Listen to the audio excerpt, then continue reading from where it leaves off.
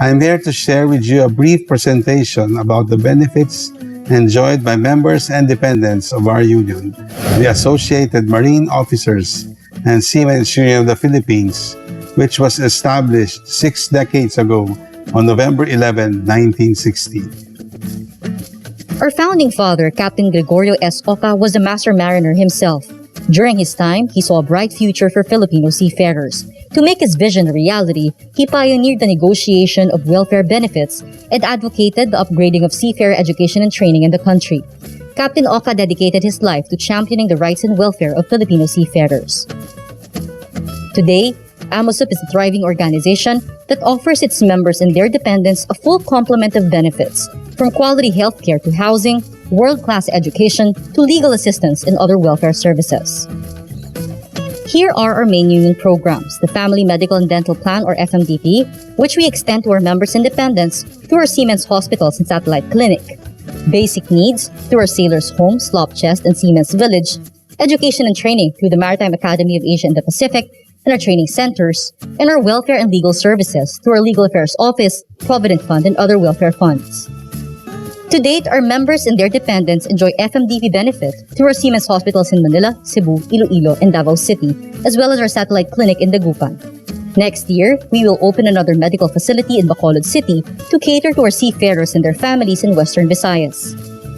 The Seamen's Hospitals are recognized by Philippine government agencies such as the DOH, DOLE, POEA, Marina, and PhilHealth, and are registered and classified as tertiary hospitals, except for the satellite clinic in Dagupan, which is an outpatient facility. So who are qualified for these healthcare services?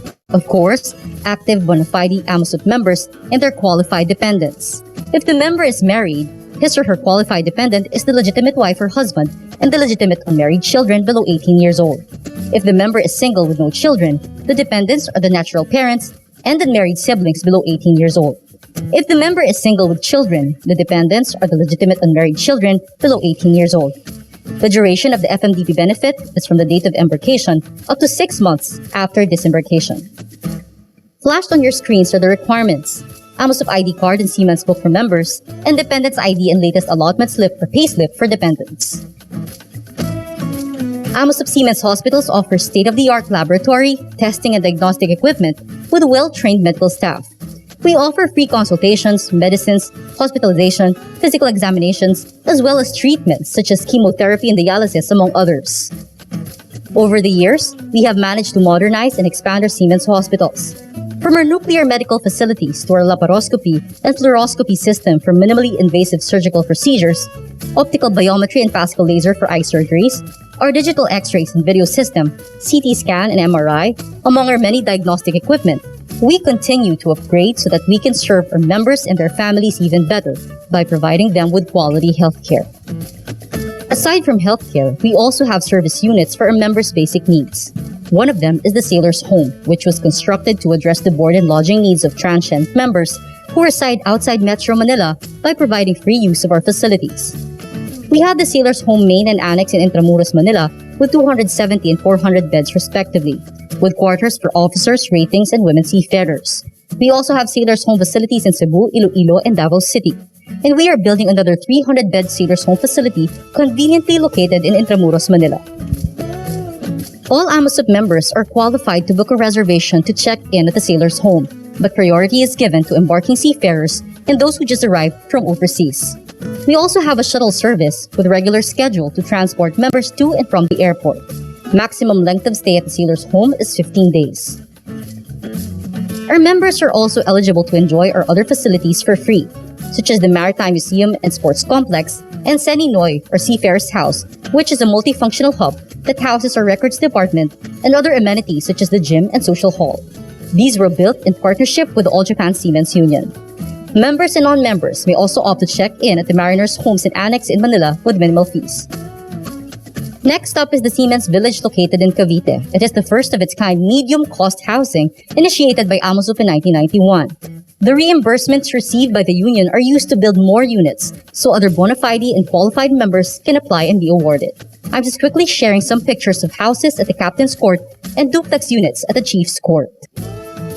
Another benefit that addresses the basic food and non-food needs of our members and their designated allottees is the SLOP CHEST. Purchases at the SLOP CHEST are on credit basis. The payment is via zero-interest deferred scheme salary deduction through the cooperation of manning agents. Now let's move on to our education and training arm, the Maritime Academy of Asia and the Pacific at Kamaya Point in Mariveles, Bataan. MAAP offers 3 programs for our cadets: Bachelor of Science in Marine Transportation, Bachelor of Science in Marine Engineering, and our newest maritime program, Bachelor of Science in Marine Engineering and Electrotechnology, which is a double degree program. Graduates of this program are qualified for dual certification as OICEW and as ETO aboard ships. We graduate about 500 cadets a year at MAAP. You can learn more about MAAP on the website maap.edu.ph. Inside the MAAP campus is the Center for Advanced Maritime Studies, or CAMS, which offers Masters of Science degree programs in Marine Transportation and Marine Engineering. Aside from CAMS, AMOSUP also has the AMOSUP Seamen's Training Center and Professional Career Development Center that caters to our members in need of further training and development. AMOSUP currently has 2 training ships, PS Capitan Felix Oca and our newly acquired MV Capitan Gregorio Oca. KFO and KGO both cater to the shipboard training of our cadets. We are on the last part of the presentation, our welfare and legal services. First off is the Welfare Mutual Benefit Plan, or WMBP, consists of the following benefits listed on your screens.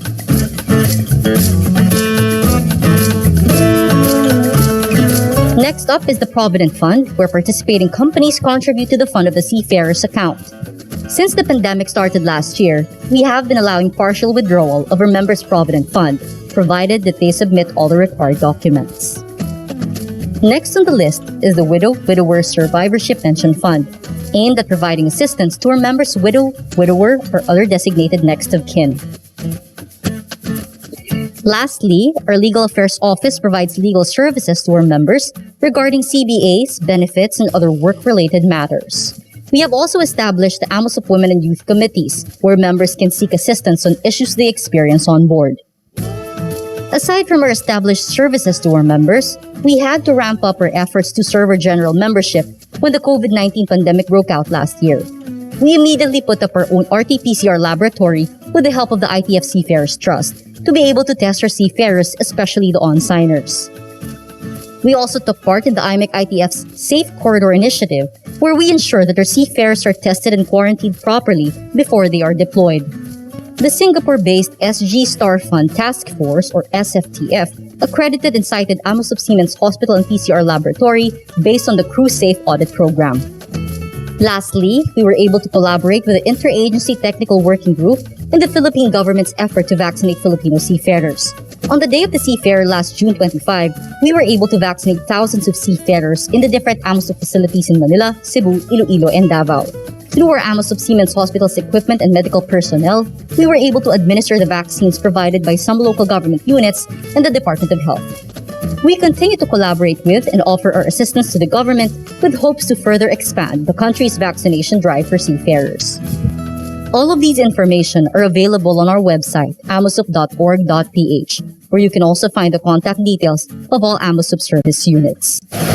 That concludes our presentation. Maraming salamat at mabuhay po ang Pilipinong Mandaragat.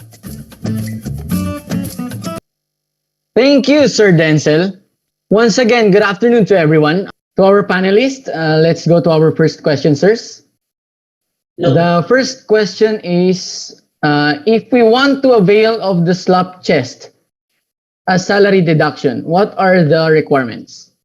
Again po, sirs, the first question is, if we want to avail of the SLOP CHEST as salary deduction, what are the requirements?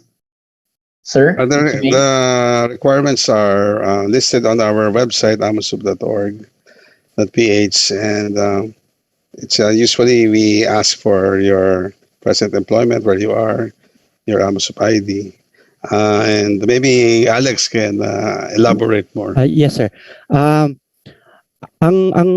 SLOP CHEST po, there should be the assistance of the manning agency. Hindi po siya automatic na voluntary, or meaning kapag gusto ng seafarer or member na sumali sa or gamitin yung SLOP CHEST namin is pwede anytime he wants. kailangan po ng participation ng manning agency niyan kasi po salary deduction siya. So every time na nagpapadala ng sahod yung seaman, si manning agency po uh, yung magre-remit kung ano nga po yung babayaran niya monthly doon sa nakuhang services or gadgets or grocery items ng member sa AMOSUP Slopchest. Thank you po, Attorney Ragon Hanser and Dr. Oka. Thank you po for that step-by-step procedure, sir. I hope everyone got it, sirs. And let's go now to our second question. Sir Winde, sir, please. Yes, thank you, Sir Errol. For our second question, sir, this is regarding your presentation a while ago regarding the AMOSUP Seamen's Village. So the question, sir, is, are there available units in the Seamen's Village, and how can we avail if there's still available slot or for occupancy po? Yes, I believe there are some available units because some units are being vacated also. So there are available units, and the requirements are again in our website amosup.org. Medyo mahaba-haba yung list of requirements. So maybe Alex ka answer that question. Oo, ngayon po na nasa lupa kayo, no, nandito kayo, we invite or we encourage everyone to come visit the AMOSUP Village and see for yourself na commercial-wise, mas mura po siya compared to other commercially available housing units in the country. It is a community by itself, kompleto na po siya, and for the requirements, nasa website po ng AMOSUP ito. Thank you, sirs, for answering that question. And for the additional information for everyone, just visit the link that is shared in our chat box below for more information regarding the requirements needed to avail or to secure a slot for occupancy for Seamen's Village. So now we can proceed to the next question, Sir Errol. Yes, sir. For our next question, sir, what are the expansion plans of AMOSUP in terms of the hospitals? Is there plans to put up in other provinces like Bacolod or in the north of the Philippines like Ilocos, La Union, as there are many seafarers there? Again po, sirs, what are the expansion plans of AMOSUP in terms of the hospitals? Is there plans to put up in other provinces like Bacolod or in the north of the Philippines? Okay, Sir, based on the demographics, because our expansion plans are based on statistics, based on the demographics. So the next in line is Bacolod. Tama ka, Errol. Tama, Errol, right? Tama ka, Errol. Bacolod nga. Buti lang sinabi mo Bacolod. It's a good thing that you mentioned Bacolod, because right now we have a facility right now there which is 95% complete. Meron na pong building doon ngayon sa 17th Avenue, tama ba yun? Sa Bacolod City.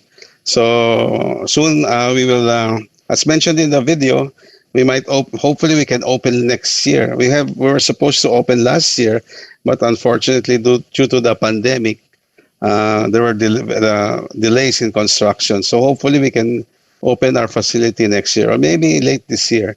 Depends on how this pandemic works out. So we have it's not a hospital, it's a like a one-stop shop. We will be having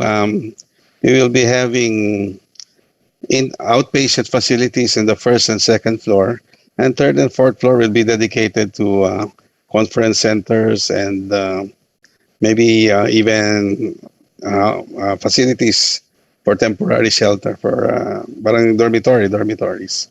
So it's a 5-story building with a basement facility. So hopefully we can open at maybe at the end of this year or maybe early next year. So cross your fingers that this pandemic ends so we can service you right away. We also have plans based on the demographics. We also have plans of maybe going to Northern Mindanao. So that's under study right now, So all of these plans will be parang one-stop shop. it will be an AMOSUP office. You can file your provident funds, the claims there, or you can do whatever you need in the office there, your WMBP and old age. But it will be a satellite facilities, not only for hospitals, but also for office work as well. With regards to the north, we have a clinic in Dagupan right now. It's operational right now, and our members can go to Dagupan for their medical needs. In Ilocos, based on the demographics, not too many seafarer members are located in the Ilocos. There are a lot really in the Visayas and Mindanao. So we concentrate more of our efforts there. But rest assured, if there are more people or there are more seafarers or more members who will reside there, if we see in the statistics, we will surely open up in the north. So again, thank you very much for that question. Thank you po for that very advanced information, sir. Now, sir, to the next question, Sir Winde. Yes, sir. For our next question, the question is, when can I avail my Provident Fund and what are the requirements to avail such? And how will we know any updates about it? That's the question, sir. Okay, there are certain rules and regulations in each Provident Fund. So as you saw in the presentation, there are different Provident Funds. So each Provident Fund has its own rule and has its own rules and regulations. And if you can avail, if you most of it, if you are 50 years of age, or you've been haven't been going on board for 6 months, you can avail of you can withdraw your Provident Fund contribution. And it's this benefit of the union is very. We've really recently found out that it's very, very helpful, especially during the pandemic when where we have so many people now who are filing for their claims, and we lax the rules a little bit so that you can file for your claims, especially during this pandemic. So as of now, during the pandemic time, we have already released around $25 million for during this past year for as claims to the Provident Fund. Maybe Alex can give us some more information. Yes, sir. How to para yung malaman yung updates ng funds nila. Meron pong dinesign ang Provident Fund Office para mag-online inquiry ho ang mga members. So tignan nyo po doon, i-check nyo lang po yung website na yon. And then kasi lalo na ho ngayon yung with all the travel restrictions, mahirapan po kayo na pumasok dito sa Maynila. And then ano pa yung so yung requirements naman ho kapag nakapasok na kayo sa portal, meron po doon ready na naka-checklist ho nung lahat ng mga requirements. Pinaka-basic po dyan yung endorsement ng mga participating companies. Kung hindi po yung seafarer yung mismong kukuha, yung SPA nila, para kung sino po yung kukuha, yung passport, copy ng passport nila, mga ganun ho, yung mga requirements niyan. Thank you. Thank you po, Dr. Oka and Attorney Alex, sir. For the next question, sir, how will I distinguish if the vessel is an AMOSUP member or not? Then there's a follow-up question po. If the vessel is not a member of AMOSUP, can the seafarers boarding avail the benefits of AMOSUP? Sir? Okay, you can find out from your manning agent if the vessel or the company that you're boarding has a collective bargaining agreement or CBA with AMOSUP. If not, if you've been a long-standing member of AMOSUP, but you boarded a vessel which is that has no CBA with AMOSUP, your benefits continues for 6 months. 6 months pa rin yun once you disembark. So may palugit na 6 months yun. But on a case-to-case basis, whenever there are some people, or there are some seafarers or some members who need our help, on a case-to-case basis, we will review your application or review the needs or your requirements. We do not close the door on your needs and your requirements. Maybe Alex again can add some more. Oh, yes. Pagdating po dun sa tinatawag na personal membership or voluntary membership, as of now, hindi po feasible 'yan doon sa dito sa setup ng seafaring industry kasi nga ho yung bargaining unit po kasi diyan is unlike sa land-based, ang bargaining unit nila is yung workplace. Dito po sa seafaring, ito yung barko. So kapag wala na ho sa barko si seaman, necessarily hindi na po siya nagbibilong doon sa bargaining unit na yon. So very peculiar po ang maritime industry. Yan po yung legal explanation niyan kung bakit hindi po feasible na magkaroon ng voluntary contribution or voluntary membership ang mga seafarers pagdating sa maritime unions. Thank you. Thank you very much, Dr. Oka and Attorney Alex, sir. For our next question, this question is, how do we avail the vaccination program of AMOSUP? And are there vaccination also for our dependents under AMOSUP? Sir? Okay, vaccination. Thank you very much for akmang-akma talaga yan ngayon sa panahon ngayon ng pandemya. So how to avail of the vaccination? You have to enlist in the portal, Marina portal, right? Because it depends on who gives out the vaccine. So right now it's the Marina and Marina. Right now for us, since we're doing the vaccinations, we are linked up or tied up with the Marina. So sometimes we link up with the local government units, and you can go to their portals. Once we organize vaccinations for seafarers in the local government units, you have to list with the local government unit portal. So we announce it to the money agents when we go to the local government units or to the cities and the municipalities. So right now, it's the Marina now because the vaccines are being given by the Marina. So it's the Marina portal that you should register and go into. And don't worry, hopefully we can get more vaccines in the near future. We have had assurances that we will be getting more vaccines for seafarers. So hopefully, kasi turok na talaga kami, kaya hopefully mabakunahan namin kayo lahat. Yun ang aming panaginip, yun ang aming dream talaga, na mabakunahan lahat ng mga seafarer. Salamat po. Thank you very much, Dr. Oka.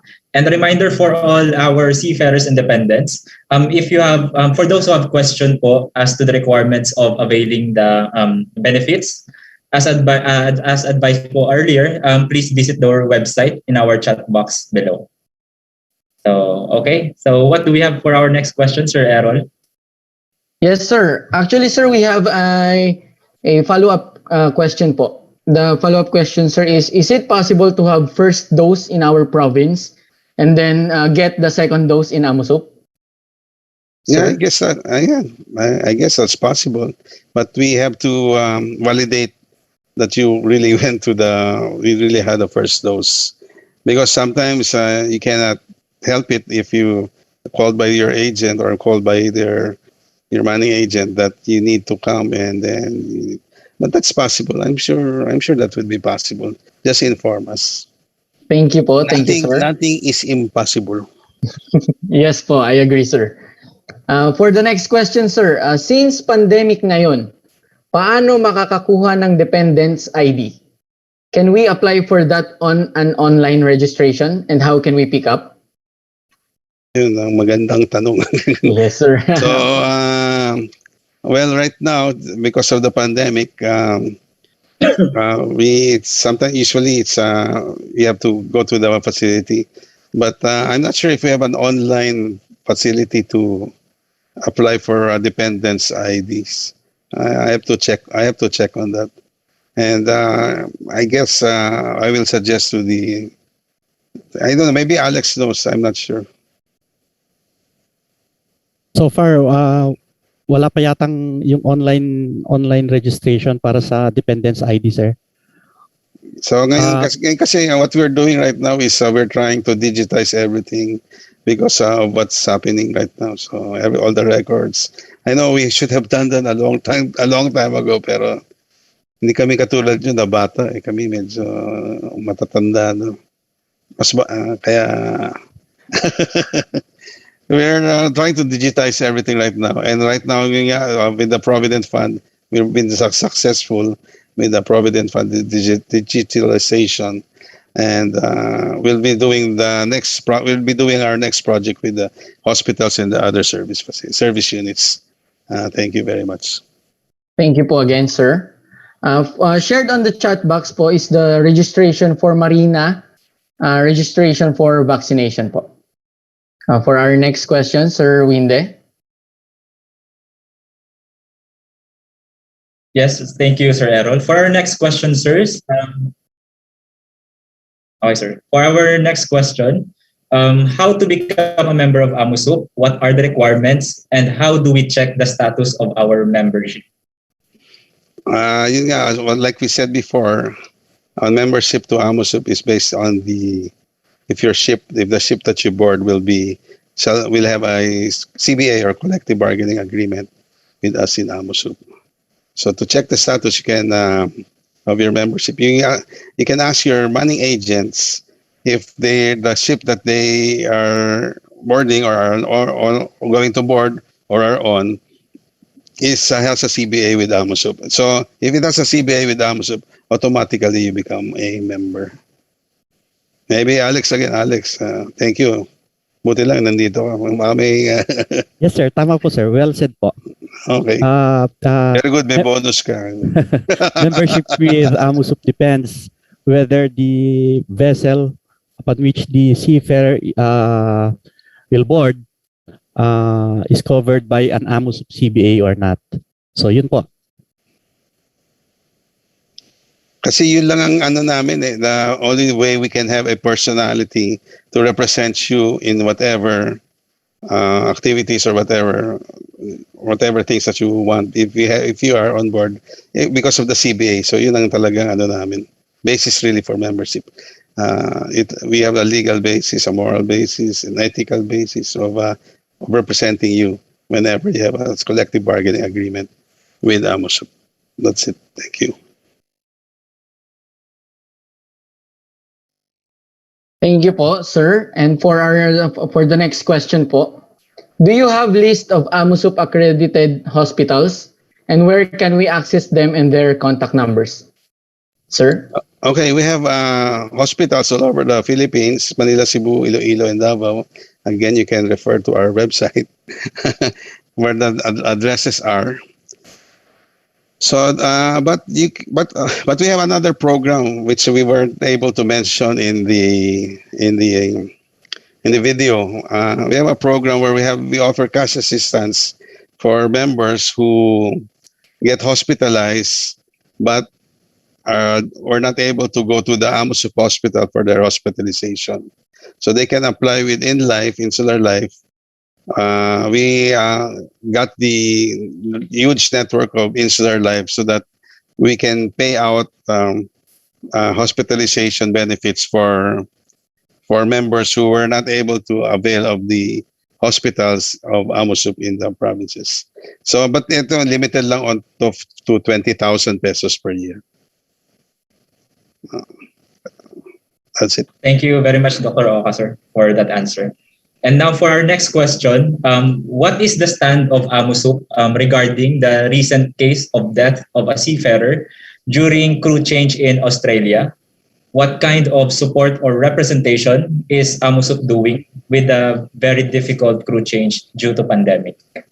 So with the crew change efforts, we, together with the International Transport Workers Federation, we are constantly in touch with each other, and the ITF, or International Transport Workers Federation, has an extensive network of inspectors all over the world that can help us and help everybody, or help seafarers. So together with the ITF, and also with our with together with employers group like we like the IMAJ, International Maritime Mariners Association of Japan, the IMEC or International Mariners Employment Council, and different other different other ship owners or ship managers group through the International Bargaining Forum. We cooperate with each other. So right now we have this project with IMEC called the Safe Corridor project, where the money agents can book their seafarers who want to leave or who in the hotel. So right now it is quarantined. Right now it is St. Giles Hotel, and there are some other hotels also that they use. So ito talaga parang bubble complete na with the RT-PCR, complete with board and lodging, and then safe passage going to the airport. So in cooperation also with the Singapore Star Fund, that's that's our latest project with the crew change, and also with the help of our licensed manning agents. They really take good care of seafarers who are really living, and some of them also come to our sailors' home for lodging, but because yung nature of the accommodation, sometimes medyo mahirap dahil hindi sila it's a dormitory type. So mas maganda talaga if it's better if it's really a single room or a single room and single person type. But some, if you're tested negative, then I guess you're okay. Regarding the Australian, I'm not very familiar. Maybe Alex is familiar with the Australian case. Me too, sir, not familiar with that. But in addition po sa sinabi ni Dr. Oka, in the past months, Dr. Oka made several representations or letters addressed to different polo offices abroad, as well as Department of Foreign Affairs offices abroad, informing them about the some Filipino crew na naiipit nga po dahil sa difficulties on crew change, and at humihingi po ng tulong sa mga offices na yon para po mapadali yung crew change sa mga lugar na yun. So in the past months, may mga sulat na pa nag-proactive po ang AMOSUP to write those offices abroad. The Australian case, is that the one where the whole ship was or the whole crew was sent back because of the past? Pero matagal na yun, diba? That's a long time ago. But if you ask me, I mean, it's really very hard because when you go to the port state or when you go abroad, you are dependent on the rules and regulations of where you are going. So, I mean, you cannot impose your own rules and regulations on where you are going. So you have to be dependent really on them. So that's really the difficulty. Each country has a different way of interpreting things. Thank you. Thank you po, Sir Dr. Oka and Sir Attorney Alex, sir. Next question po. Is it possible to be a dependent of the member if he or she is allegedly is already legally separated or annulled? Again po, the question, is it possible to be a dependent of the member if he or she is already legally separated or annulled? Yan ang magandang tanong para sa abogado. Fixed po ang pagiging dependent ng AMOSUP. Gaya po ng yung dependence po ng AMOSUP is may qualification po yan that nakalagay po lagi dyan is qualified dependent. For married members, kailangan yung legitimate wife, bawal po si number 2, bawal si number 3. Kailangan yung legitimate wife, tapos yung legitimate children up to 4 po sila, and kailangan below 18 years old po yan. So fixed po yan. For single members na wala pang issue, meaning wala pa silang asawa, walang anak, ang pwede ng qualified dependents nila ay yung parents nila and brothers and sisters below 18 years old. And para naman po sa mga members na may anak na, that is with issue, may choice po sila. Pwedeng i-declare nila yung anak nila or yung brothers and or yung parents nila. Kasi sorry. Kapag may anak na ho yung member, yung anak po yung qualified dependent niya to the exclusion po nung pangkakapatid at yung magulang ho. Thank you. Paano yung kung parang huling LBIM mo, may anak pero walang asawa? Oo nga pala, in addition po dun sa sabi ni Doc, yung mga separated na ho, no, yung legally separated, even though legally separated po yung pag sinabi pong legally separated, tumaan po sa judicial system po natin yung separation nila. And under our laws, kahit legally separated kayo, you remain to be married. So even though 30 years na yan or 50 years na yan na legally separated kayo, married pa rin po kayo. Lalong-lalo na po doon sa mga separated na yung naghiwalay lang without undergoing any judicial process.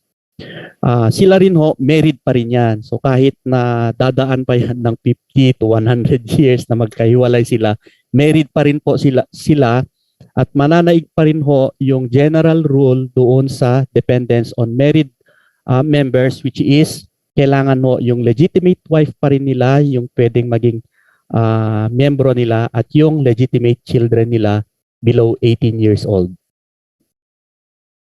Tandaan niyo yan mabuti, gentlemen. Harold and Windel, tandaan niyo mabuti. Yes, sir. Thank you very much po, sirs. Can we now proceed to the next question, sir?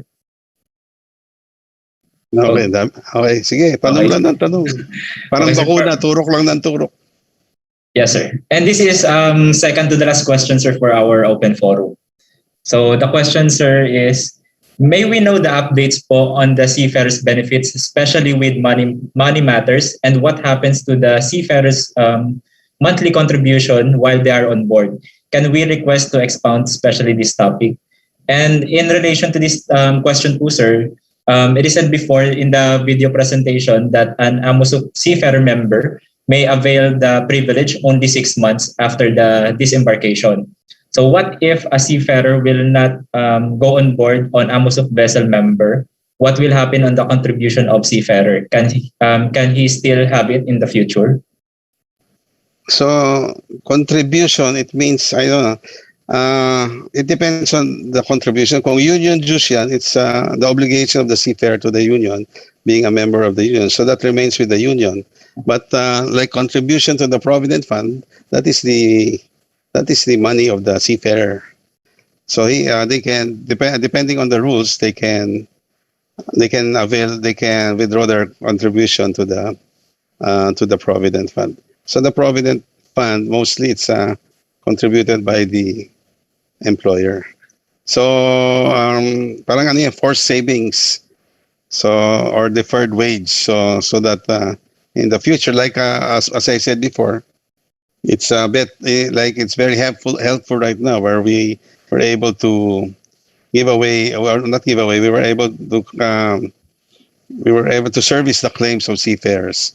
So these claims they have interest, may interest so yan. So more than the interest that you get from the bank. So we made sure of that. And regarding the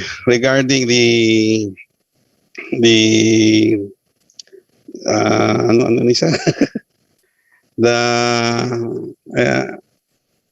Errol, ano mo yung isa? The other question?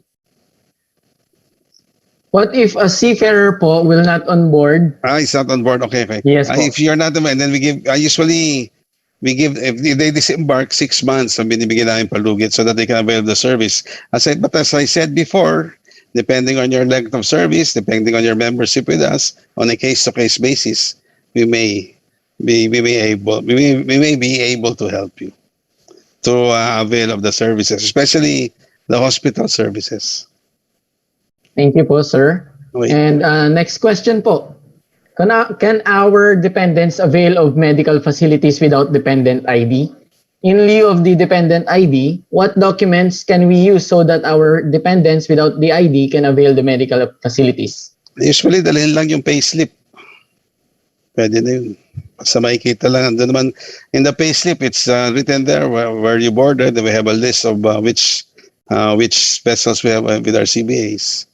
And more often that pinagbibigyan naman namin. Thank you po. Thank you, sir. And for our last question, Sir Winde, if you may. Thank you, Sir Errol. And for our last question, sir, the question is there any plan to launch a mobile application for AMOSUP member account to fast track any services and update? Do you have a website or an app in which we could see and monitor our total contribution? And this is also in line with the questions on the file benefits, but until now, not yet received or processed to fast track the release of processing. Okay. So maraming salamat po sa tanong na yan. Yes, there are plans by our Provident Fund section to as I mentioned before, digitalize our system. So soon we will be having a online or app-based portal. So hopefully, kasi it's so hard to digitalize because you get a contractor and then the contractor will promise you heaven and earth, but they fall short of their promises. So talagang inuusisa namin talaga. We're looking for ways really to get a good contract. And I think they have found one already, and we may be able to come up with an app so that they can follow up whatever information they need, not only for the Provident Fund. And right now, kasi the Provident Fund, it's very hard because of the pandemic. So before we could release after 2 weeks, now kasi medyo because skeletal force, travel is very hard, and maybe a month siguro. Pero right now we're trying our best really to release the funds to release whatever is due to our seafarers. Kasi ngayon I think kailangan talaga. It's very badly needed. So as I told you, within the year we have released already around $25 million. So siguro naman medyo that shows na the money that you are claiming is being given to you. But unfortunately, yun nga yung length of time na medyo mahirap ngayon because sana maintindihan po. I hope you understand. But sooner or later, we will really... And everything right now is, even in the Provident Fund, everything is online na rin.